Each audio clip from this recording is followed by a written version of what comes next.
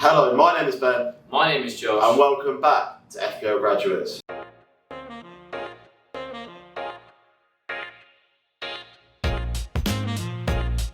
Right, so we're on to episode 3 of FPL Fridays. It's been a good start, hasn't it? We've got a new guest, Southampton fan Johnny. How you doing, mate? I'm all good, yeah, thanks for having me on. No worries. So, being a Southampton fan, tell us a little story of why you support them. It's a local team, really. I've grown up in a family. Mum's side never cared for football. Dad's coming from another country. Never had a team growing up, so I just naturally gravitated towards whoever was closest. And I went to a couple of games when I was younger. Still remember our 2010 trophy win off the Johnnies Socials trophy. It's a good run, good campaign that was. Loved it. Decent. What can you say? Support your local team.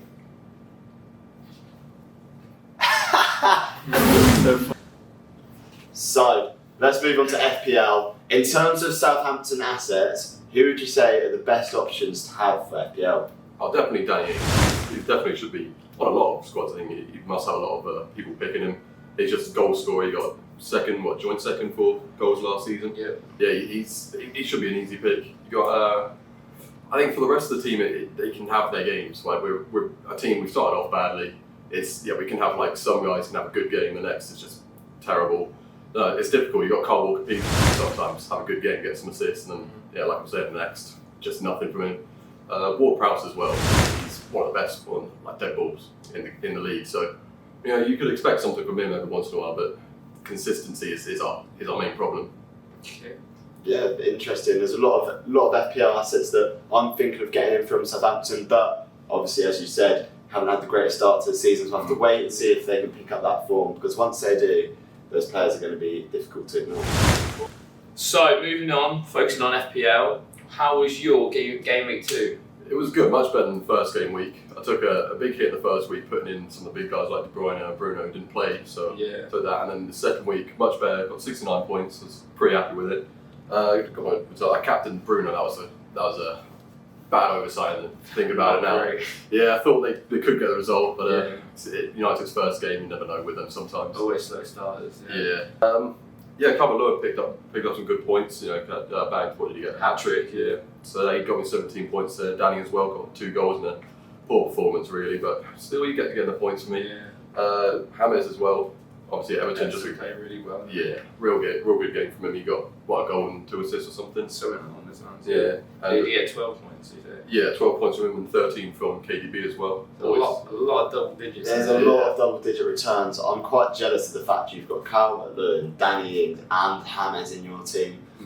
Like those Everton assets must be great for your fantasy team, and it must be looking good in terms of what you expect for the next week. So, have you made any transfers, any changes? What have you done to your team in preparation for this game week? Yeah, I made just the one change. Brought Thiago in I had to go for Lundstrom, just purely based off that last game was a bit of a disappointment there. And Thiago, I saw his price. I had 1 mil in the bank anyway, so I saw Thiago there for I think it was 6 mil. So I brought him in, and based off his performance as well. He played 45 minutes, but he put some records up. Most passes I think completed. 45 minutes, just fantastic performance on debut. I think he won't be used straight away in the first team, but he should be getting the same sort of minutes as that first game. So I think he could still return for me. I think. Yeah, very interesting outside pick. I don't think a lot of people will have gone for Thiago, but we'll have to wait and see. He could get a lot of assists this season, based on what we've seen, especially against Chelsea. Yeah. He looked good. Right, so we're on to that segment of the week. Test your guess. Johnny, how nervous are you feeling? Pretty nervous. Pretty nervous. Alex did put in a good performance last week, has to be said, and Luton the week before. I believe Luton's still winning though, so you have to get more than 7 he got in the first game week. Big scores. Minute on the clock, please. Josh, minute on the clock. 3, 2, 1. Let's go. Danny Ings was the top scorer for Saints last season, but how many goals did he score in the Prem? Was it 20 or 22? 22 is correct. Who had the most playing time last season in terms of minutes? Stevens? James Ward-Prowse. Only one player has registered an assist for Southampton so far this season. Who is it? Now pass. Pass. Who is Southampton's all-time record goal scorer in the Premier League? Lettuce. Yes. Shadams arrived last summer, but from which championship club did you get him from? Birmingham. Correct. Southampton were promoted on the final day of the 11-12 season. Who did you beat on that day? No idea. Coventry. Who got the most FPL points last season for Southampton? Ings. Correct. On the opening day, you lost 1-0 to Palace. Who scored the only goal in that game? Zaha. Correct. Which team is now closer to Southampton in terms of geographical location? Ooh. In the Prem. Oh, in the Prem Brighton. Correct. How many clean sheets did you keep last season? 3. Incorrect. 9. How many penalties did you score last season? Bear in mind you won 5. Time. Ooh. It's not a good score. Well, let's have a count of the score and see how well you've done. Right, so the scores are in. You got 6, which is exactly the same as last week. Good effort from you, has to be said. Well done. How do you feel about I feel good. I thought I was going to do worse. I think Yeah. that Coventry one, Yeah. I didn't think you were going to go that far back. that? Yeah, it is an incredibly pressurised situation with the quizmaster himself. So yeah, let's move on to the next segment of the show. So moving on to the next segment, we're talking about the fixtures in the upcoming weekend. So starting off, it is Brighton at home to Manchester United. Obviously, Man United getting off to a terrible start to the season. So who do you think can come out on top in this one? Well, based on how they played against Luton Town, they looked a lot more expressive in attack, a lot more creativity. Greenwood looked incredibly good when he came on. He got a goal and assist, obviously. So, personally, as a Greenwood owner, I'm quite excited for United's game this weekend. Although Brighton have started pretty strongly. Yeah, they have indeed. They obviously had a tough start against Chelsea, but they played well. Then went on to beat Newcastle 2-0 at the weekend, just gone. Tariq Lamptey is a doubt for that game. He was probably their best player over the weekend, though. Yeah, it'll be big if Lamptey's out because he's their biggest asset going forwards as a defender. He's incredibly quick and looks incredibly promising. I think United are going to come out on top on this one. I think maybe a 2 or 3-1 win to United for this game. I think they're going to start firing on all cylinders. Right, so the next game of the weekend is the 3 o'clock kickoff and it's Crystal Palace hosting Everton. Interesting game to say the least because Palace defensively look quite solid whilst Everton offensively look really good. Yeah, so it was a very good weekend if you owned any Everton assets, attacking ones at least. Calvert-Lewin bagging a hat-trick. We saw James Rodriguez return in that game as well. But on the other hand, Crystal Palace looked really lively this season, obviously getting up 2 wins out of 2, defensively looking sound despite all the injuries that they have.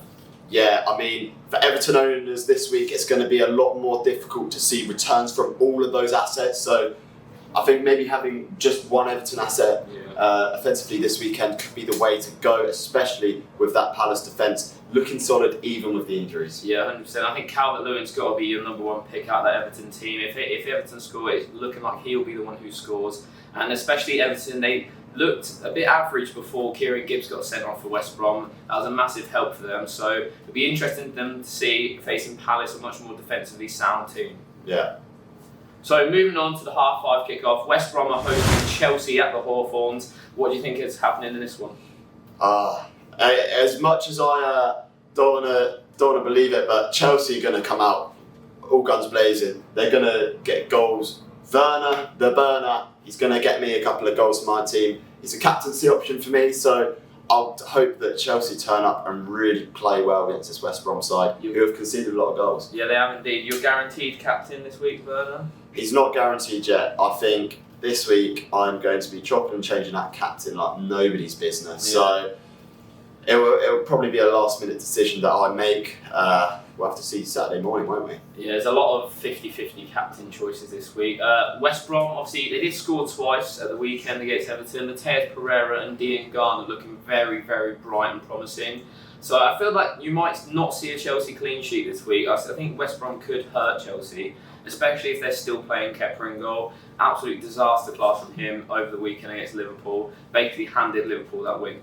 Yeah, we'll have to wait and see. I've obviously brought in Reece James because I believe in this Chelsea defence right now. So I'll hope that they can keep a clean sheet. I think they've got the ability in the squad too. And I think it could be 2 or 3-0 to Chelsea. So the final game of the day on Saturday will be Burnley as they host Johnnies team Southampton.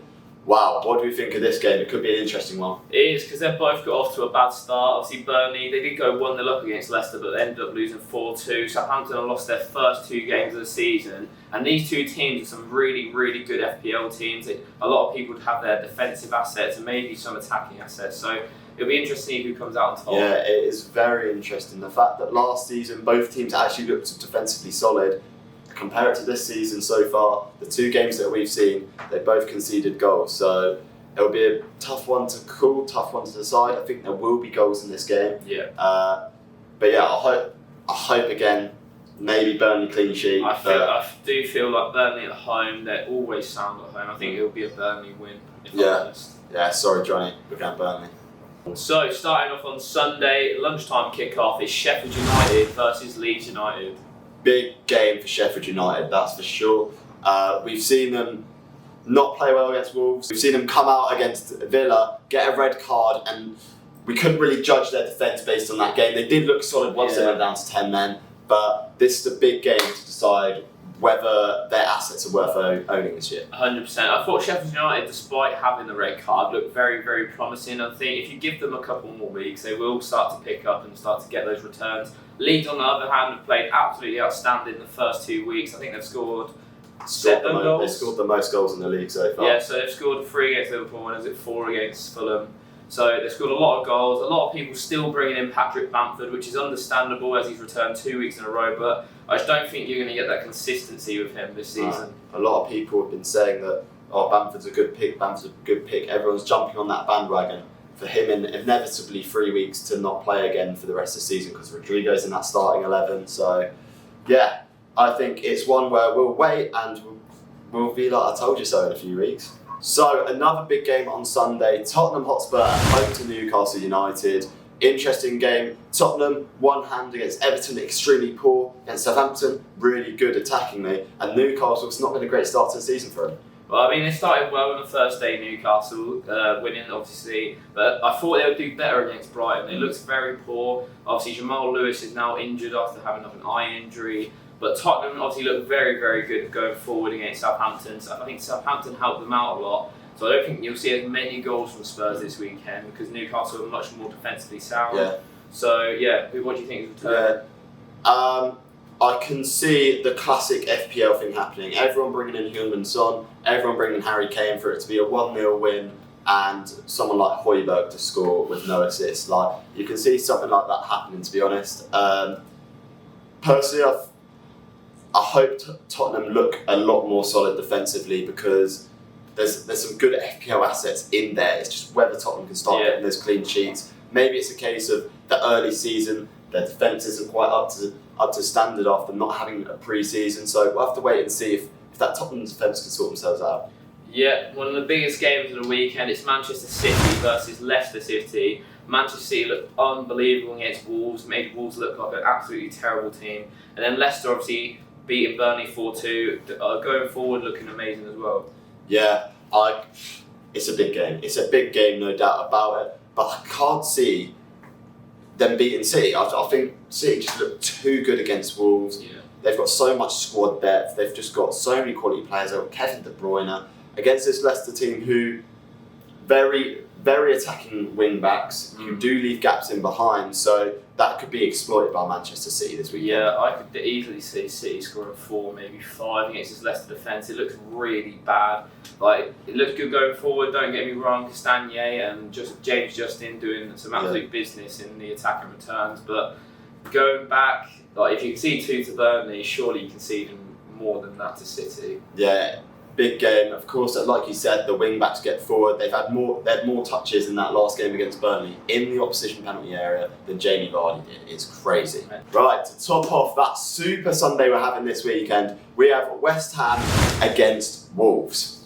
Yeah, West Ham obviously played well in midweek. They got, I think, a 5-1 win in the Carabao Cup. So that's a good result for them. Probably much needed as well, considering all the stuff that's happening off the pitch for them. And then Wolves, on the other hand, disappointing result against City. They did manage to score though, and I think they do look quite promising. Obviously brought in Nelson Semedo this week as well. I can see Wolves battering West Ham this week. I'm not gonna lie. I know. I keep slandering West Ham, and I know I keep saying every week they're gonna get battered. But this week it's gonna happen. Honestly, without David Moyes, because obviously he's been tested positive for coronavirus. So, wow, it's difficult. Wolves on the other hand, look good. I think West Ham put in a very good performance against Arsenal, only conceding 2 goals to an Arsenal team that looked unbelievable on the first day of the season, and still played well against West Ham. They managed to get a goal as well, which is even better. So I don't think Wolves are going to run away with it. I wouldn't be surprised if Wolves won, but I do not think it's as clear cut as what Ben's saying. I think it will be clear cut. I think it will be. I think that the fact that there's a lot of disarray in West Ham and Wolves play in that different way to Arsenal. That's the only way I can see the game going. Fair play. So we're going to move on to the first game of Monday of the two. Fulham are at home to Aston Villa. For Fulham, you're looking like a must-win right now. They've lost the first 2 games of the season. Aston Villa are going to be one of those relegation candidates. Obviously, they haven't improved their squad, but they're still going to be down amongst them. They need to get a result in this game. Yeah, I mean, Fulham have already lost against one of the other promoted sides, so it's massively a must-win game for them. Aston Villa looks pretty decent going forwards, and even defensively, now Martinez is in, that could be something that keeps them up this season. Yeah, I agree, but the only thing is, 10-man Sheffield United, you'd expect them to win that game, really. The final game of the weekend, Monday Night Football, Liverpool at home to Arsenal. This is a huge game, isn't it? Probably, if not bigger than the City game. Yeah, I'd agree it's bigger than the City game. Arsenal under Arteta have had some tremendous results against top 6 teams, but in the same vein, they've been in less important fixtures towards the back end of the season, and then obviously in the Community Shield against Liverpool. So I don't think you can you take that with a pinch of salt, because I think Liverpool will win this game. Yeah, you definitely just got to ignore that Community Shield result, because it's a glorified friendly at the end of the day. So this Liverpool side looking quite good, to be honest. They put out a really good performance against Chelsea. I think they could do the same against Arsenal, but I don't think they're going to run away with it on Monday night. I don't think they'll run away with it, but I think you can maybe see Trent returning this weekend attackingly, as he got that clean sheet against Chelsea, because I think Kieran Tierney is a doubt for the game after coming off as a sub against West Ham. So yeah, I think a little bit defensively weaker, but obviously they still have Gabriel, who's looked incredible since coming in. Yeah, I think we can see a similar sort of result to how that Chelsea-Liverpool game finished with this one. I think Liverpool are going to be solid, they're going to look good again, and if they beat them again pretty comprehensively, then they're a really good shout for the title this year. Right, so it is that time of the week where we get Johnny to guess who's going to be the top point scorer of the week. You can literally pick anyone. Doesn't matter if they're in your team or not, and they're going to be the captain pick for you. As you can see last week, Alex, what happened, mate? Bruno Fernandes, you called it out. 4 points if he was your captain. So Luton still at the top of the leaderboard by 10 points. I bet he's buzzing about that. Johnny, who are we saying? I didn't think it was going to be anyone. I thought going to be for my team, but I'm going to stick with who I've got captain for my team this week, and that is Calvert-Lewin. Started off real good, he's getting some good points, so I think I'm going to stick with him as my captain. Big call. Nice from little Johnny. outsider, we love it. We'd love to see it. We've got 3 different players already on the board, so Calvert-Lewin, let's see how he does, and let's see if Johnny can climb up to the top of that leaderboard. So, moving on from the guest captain of the week, we're going to be picking our FPL Graduates captain of the week. So, who are we going for? Oh, I think we're going to go for Timo Werner of Chelsea. I think that's what we're going to go for. Against West Brom away, concedes loads of goals. Werner loves the goals, so it's a recipe for success, isn't it?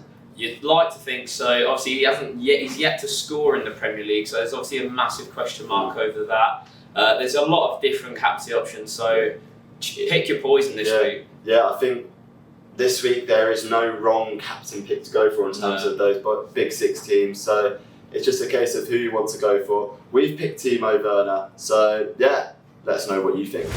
So, FPL Graduates, one to watch for the week. Josh, who are we telling the audience to look out for this game week? Our pick this week is coming from newcomers Leeds United, Matthias Klitsch. He's played very well in both games, returned in both games. He's their penalty taker for Leeds. He's around 5.6 million, I do believe, at the minute. He might have rised up since we recorded.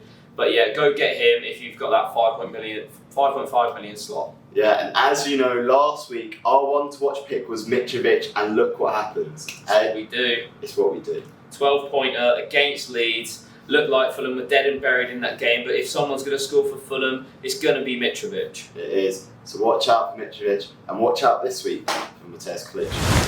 Right, so moving on from our differential pick, we're going to ask Johnny, who are you saying you should get in this week?